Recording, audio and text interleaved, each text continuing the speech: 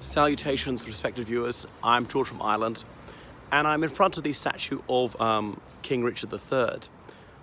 So Richard III is one of the most controversial English monarchs of all time, and it's contentious that he should be even memorialised with his statue honouring him here in Leicester, a city with which he's associated, a city where there's something of a cult of Richard III. There's the Richard III Society, dedicated to rehabilitating his reputation, and as you can see, it's enjoyed considerable success in recent years, especially since his corpse was discovered in October 2012 and interred in Leicester Cathedral in March 2015.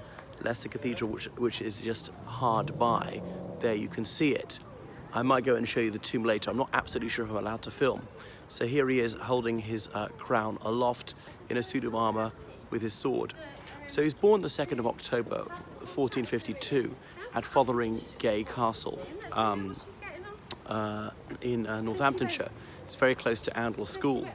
I believe it's actually pronounced Fotheringay, not Fotheringhay, despite its spelling. And curiously, that is where Mary Queen of Scots, his distant relative, was executed, well, over 100 years. Wait a second. Yeah, just over 100 years after his death. Anyway, so he was part of the Plantagenet dynasty, and the Wars of the Roses began when he was a toddler. The Wars of the Roses, we usually say that's 1455 to 1485. Those 30 years were not constant fighting by any means. It was intermittent fighting. So it all goes back to King Edward III, who had 5 sons. 4 of whom had children. And it's the descendants of those 4 sons fighting. Only 2 sides, you might say, the Yorkists and the Lancastrians. The Yorkists had the White Rose. Yorkshire still known as the White Rose County.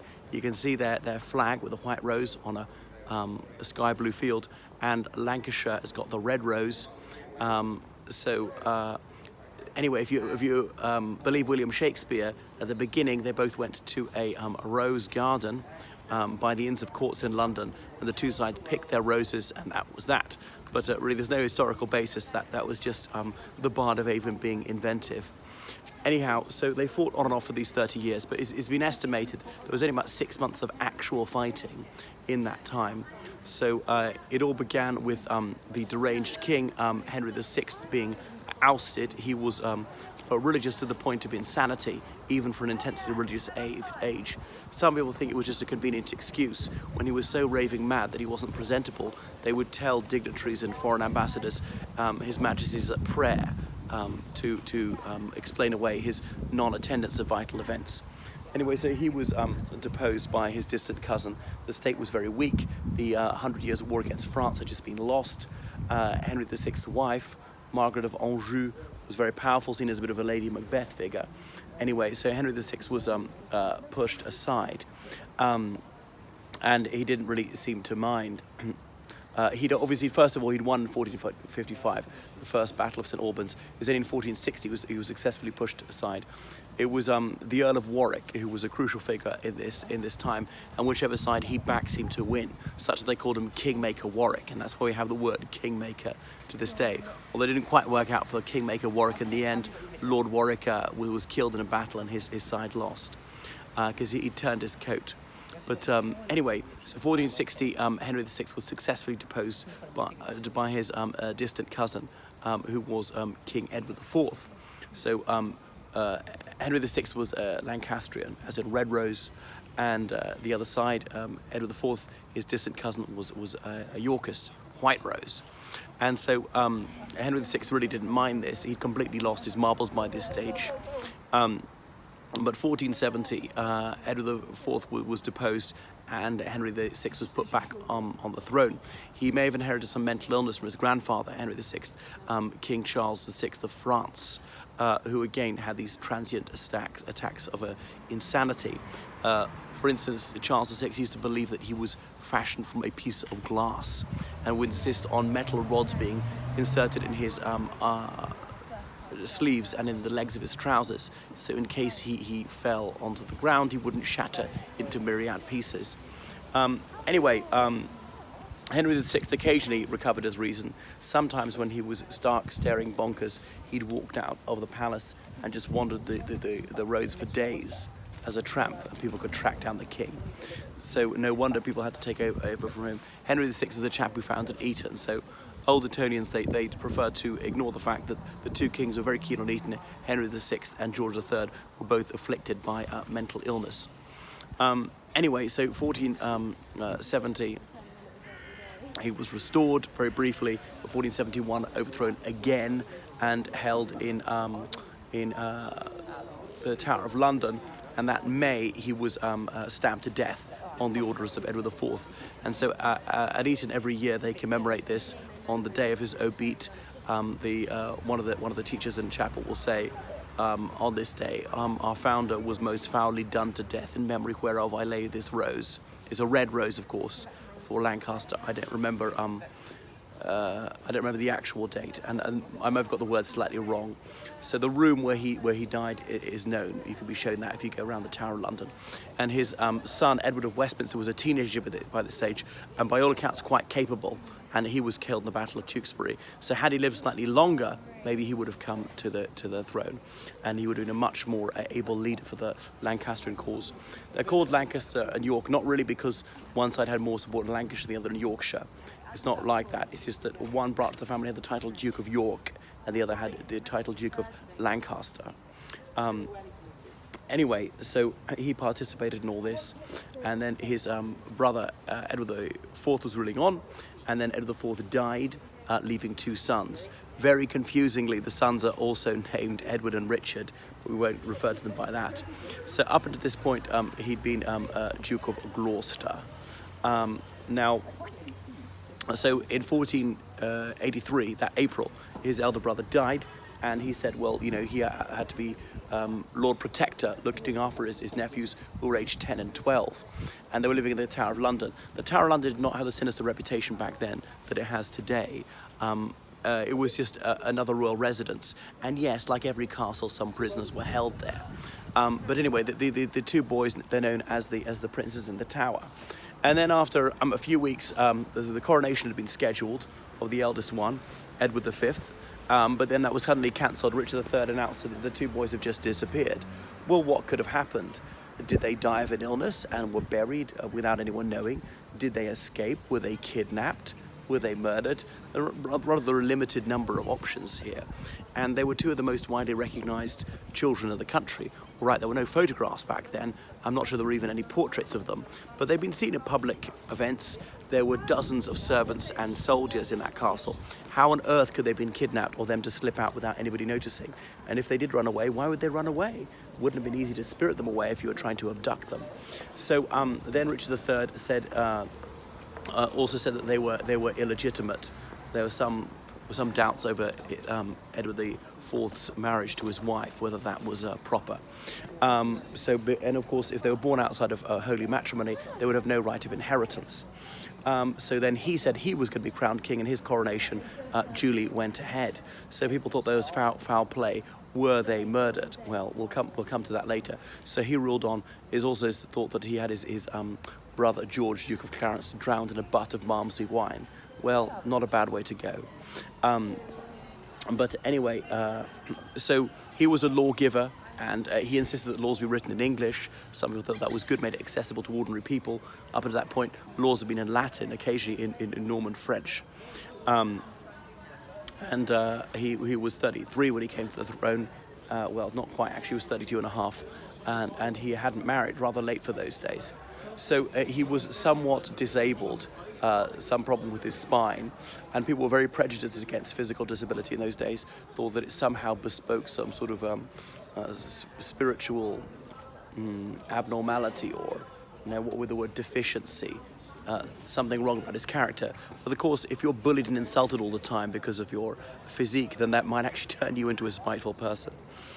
So he had a very distant cousin, Henry VII, a Tudor, as in taking the Welsh name Tudor, because he had a Welsh grandfather who was descended actually from Henry VI's mother from her second marriage, Catherine de Valois. the Valois being the previous French royal dynasty before the Bourbons came along. Anyway, so this Henry VII, he was a very distant cousin of his, and his claim to the throne was not that good. There were other people much higher up the line of succession, but they didn't go by strict primogeniture in those days.